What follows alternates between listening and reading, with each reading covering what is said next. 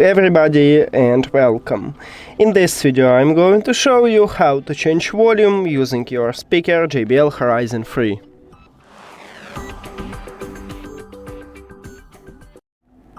And right here at the top we have a knob in the middle and you can increase the volume by turn this wheel clockwise, so like this way. And now, as you can see at this widget at my phone, that I increase the volume. Right here we have it. Also we can check it right here at the screen.